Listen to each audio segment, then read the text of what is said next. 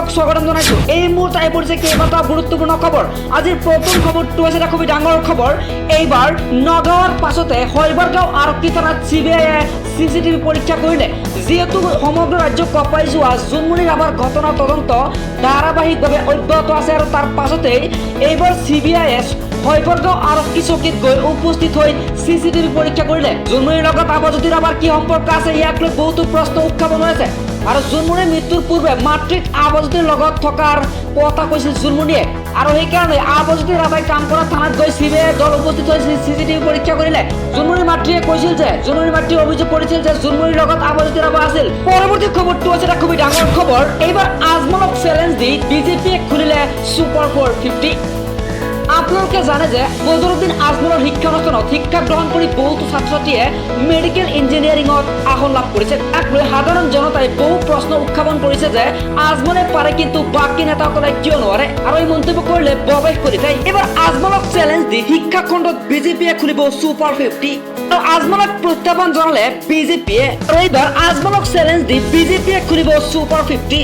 এইবাৰ আজমলৰ ছুপাৰ 40ক প্ৰত্যাহ্বান দি বিজেপিয়ে খুলিব ছুপাৰ 50। আপোনালোকে এই ছুপাৰ 50ত এডমিশ্যন ল'বলৈ হ'লে আপোনালোকৰ আবেদনৰ অন্তিম তাৰিখ থাকিব 7 আগষ্ট।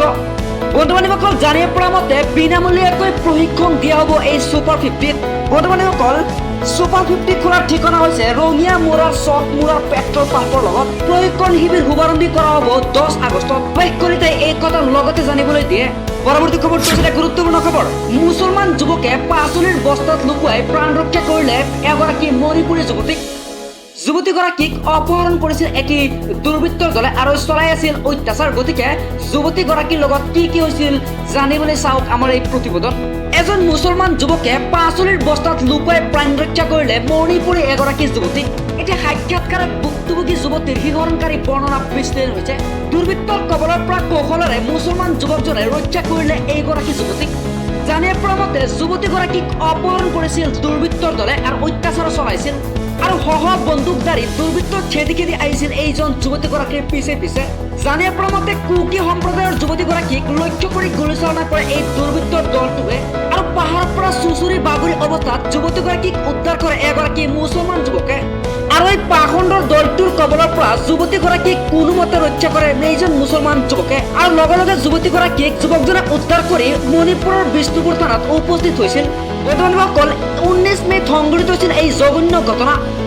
পুনৰ হিমন্ত বিশ্ব শৰ্মাৰ বিৰুদ্ধে গৰ্জি উঠিল উচ্ছেদিত লোকে। উচ্ছেদিত লোকসকলে কৈছে যে আমাৰ তেজ দিম কিন্তু আমি মাটি কেতিয়াও নিদিওঁ। তেওঁলোকে কৈ আছে যে মাটি আমাক লাগিবই, কেতিয়াও আমি মাটি নিদিওঁ। হিমন্ত বিশ্ব শৰ্মাৰ বিৰুদ্ধে গৰ্জি উঠিল সহ উচ্ছেদিত লোকে।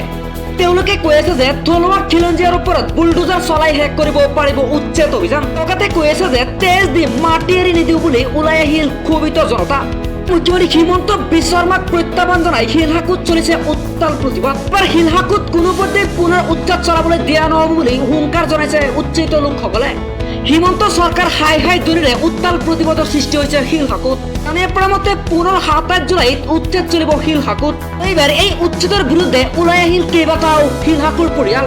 পৰৱৰ্তী খবৰটো হৈছে খুবেই ডাঙৰ খবৰ। এইবাৰ প্ৰাণৰ ভয়ত একাংশ মণিপুৰী লোকে আশ্ৰয় লৈছে আমাৰ এই অসমত। তেওঁলোকে প্ৰাণৰ ভয়তে ৰাওনা হৈছে অসমলৈ।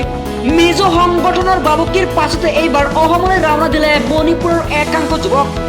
মতে মণিপুৰত কুকি মহিলাক জঘন্য নিৰ্যাতনৰ পাছতে মিজোৰামৰ MNF নামৰ সংগঠনটোৰ বাবুকি সৃষ্টি হৈছে, আৰু এই মিজোৰামত কৰ্মসূত্ৰে বাস কৰা সেই মেইটেইসকলক মিজোৰামো এৰি যাবলৈ দিলে নিৰ্দেশ এই সংগঠনটোৱে।